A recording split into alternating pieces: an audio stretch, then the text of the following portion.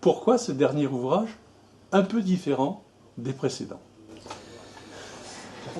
Tout simplement parce qu'en général, on parle de la philosophie, de la pensée. C'est-à-dire, on parle beaucoup.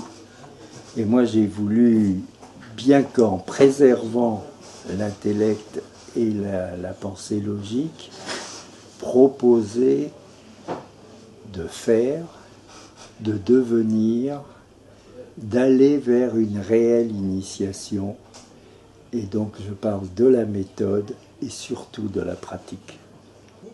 Quand un journaliste a une lecture habituelle d'un ouvrage de 400-500 pages, il décode l'ouvrage en 3 heures. Pour votre ouvrage, j'y ai passé 3 jours et 3 nuits. Alors, ma question c'est, est-ce que c'était un désir de décourager le lecteur ou est-ce que c'était un test de persévérance?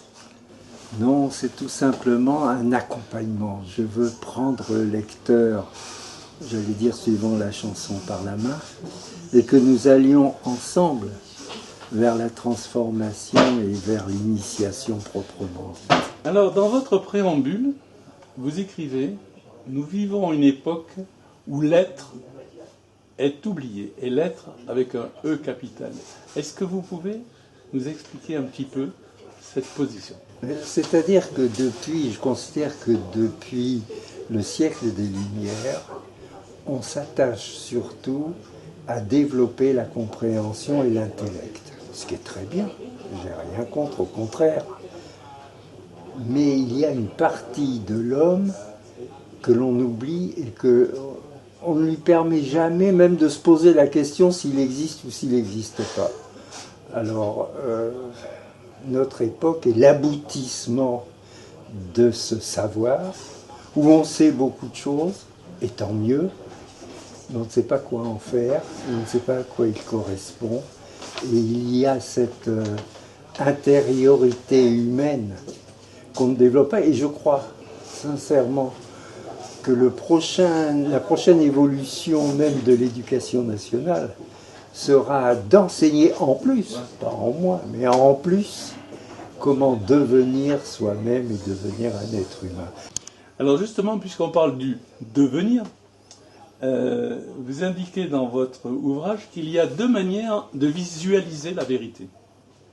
Alors, soit on voit la vérité comme un bâton avec ses 2 extrémités contraires, soit on voit la vérité comme un cercle. Laquelle de ces images permet de devenir, et devenir permet le devenir? Moi, je crois que d'abord, il faut se rendre compte et prendre conscience que c'est un bâton à 2 valeurs différentes et opposées. Lorsqu'on s'est rendu compte de ça, on va essayer de les réunir. Et lorsqu'on les réunit, alors on dépasse ce bâton linéaire et on commence à devenir dans le cercle ce que l'on peut aller... En fait, je crois qu'on confond très souvent vérité et réalité. Pourquoi le perfectionnement nécessite-t-il un autre regard? On pourrait dire, surtout si on essaye de s'observer, d'être attentif à soi-même, on pourrait dire qu'à chaque fois que l'on veut se perfectionner, c'est l'ego qui veut se perfectionner. On veut perfectionner ce qui nous permettra d'avoir des meilleures relations, ce qui nous permettra de gagner plus d'argent, ce qui nous permettra d'être admirés, ce qui nous permettra de faire des relations avec le monde. Et ça, c'est l'ego. Alors, comment trouver le regard d'un perfectionnement qui soit la suite darwinienne de cette évolution humaine pour arriver à l'être intérieur que l'on appelle en franc-maçonnerie, par exemple, maîtrigramme, qu'on découvre après avoir travaillé la connaissance de soi, après avoir travaillé la connaissance de soi dans le monde et la grande architecturation du monde. Alors, on part donc de la réalité, de cette réalité qu'on connaît, qui peut-être ne nous donne même pas entière satisfaction, j'ose même dire parfois l'horreur de la situation, mais ça choque beaucoup de monde. Mais en fait, par rapport à ce que l'on aspire à être, on vit dans une horreur complète. Parce que c'est l'ego qui à chaque fois nous capte, et c'est à travers nous, c'est lui qui vit, c'est pas nous qui vivons. Alors il faut changer notre regard, c'est-à-dire passer d'un regard ou d'une écoute à l'intellect, tout le temps, parce on espère qu'il va nous apprendre des choses, qu'il va nous amuser, qu'on va devenir intelligent ou qu'on est intelligent, pour descendre dans ce que dit notre rituel d'initiation, à l'intérieur du cabinet de réflexion de nous-mêmes, et à ce moment-là, c'est l'être que l'on commence à toucher qui va commencer à vivre. Pour donner du sens à sa vie, quel doit être le travail? Travailler sur le contenu ou travailler sur la direction? Parce que sens a bien ces deux significations.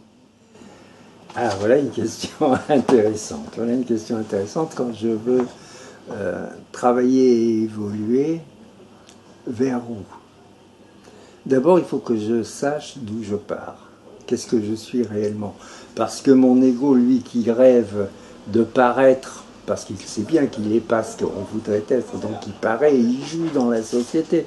Et la société l'utilise bien, parce que plus on la sert, cette société, plus on est rémunéré, on est récompensé, on est honoré. Juste assez pour qu'on ait envie d'en faire un peu plus. Et là, on devient prisonnier des mécanismes de l'ego. Alors, comment nous-mêmes, on peut, à partir de ce que l'on est, de cette situation, désirer et avoir envie de devenir différent? Si on n'a pas ce fondement de désir, on ne deviendra jamais, parce que c'est toujours l'ego qui va nous influencer et qui va nous prendre en main. Si je veux me prendre en main, mon être intérieur, ce que je suis réellement en tant qu'homme, alors il faut que j'ose abandonner un peu mon ego, ce qui veut dire que ça ne veut pas dire que je vais le perdre. Hein. On vivra toute sa vie. Quand quelqu'un me dit, moi j'ai abandonné mon ego, je sais qu'il n'aurait même pas commencé à travailler, parce que sinon il se rendrait bien compte qu'il ne peut pas abandonner son ego, ou tout au moins son ego ne l'abandonne pas. Alors comment je vais prendre de la distanciation, c'est-à-dire mourir? Notre travail est peut-être l'inverse du travail naturel, c'est-à-dire que le travail naturel, c'est l'ego, et nous on va aller sur la nature humaine, et donc on va changer de perspective pour aller vers l'inconnu. C'est la grande aventure du but de la vie. Alors pourquoi chez Alain Pozarnik, le groupe de mots, entre guillemets, cabinet de réflexion, a plus de 60 occurrences? Parce que descendre dans son cabinet de réflexion, c'est le premier pas que la première initiation nous propose. C'est le changement d'attention sur soi-même, au lieu d'être, comme je le disais tout à l'heure, attentif à la pensée ou attentif aux émotions, qui nous donnent une impression de vie extraordinaire. Je vais descendre à l'intérieur de moi-même, c'est-à-dire de la Terre, puisque c'est lors d'un voyage sur la Terre qu'on rencontre le cabinet de réflexion, parce que l'homme est pétri de terre, donc il n'y a pas d'ambiguïté possible. Lorsqu'on descend dans la terre, on descend en nous-mêmes, et ça devient une réflexion différente, parce que ce n'est plus l'homme animal qui va vivre à l'intérieur, c'est peut-être le souffle de l'être lui-même qui commence à vivre.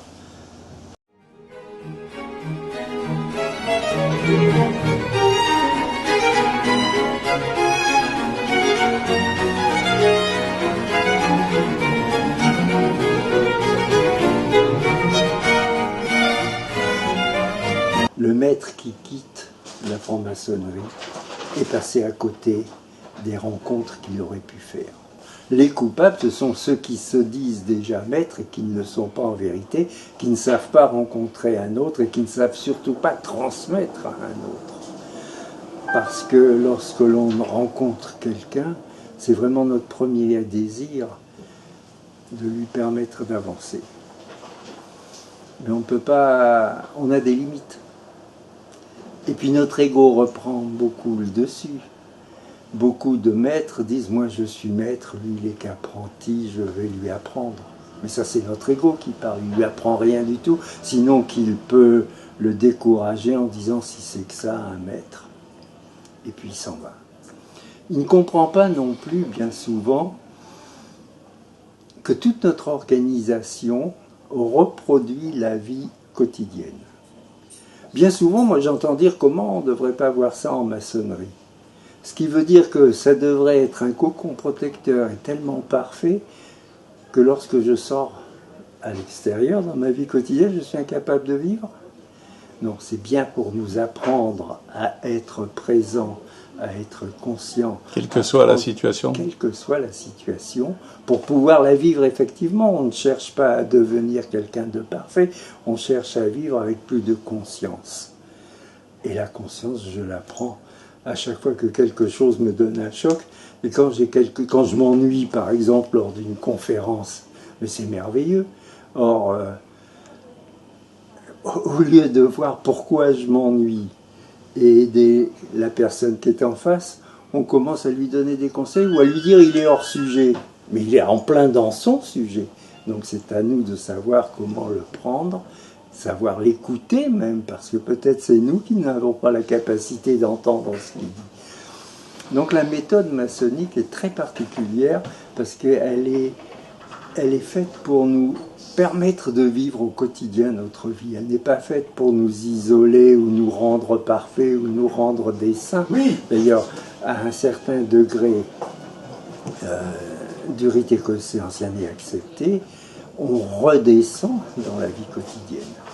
Et c'est bien ça tout notre savoir-faire. Eh bien, merci beaucoup.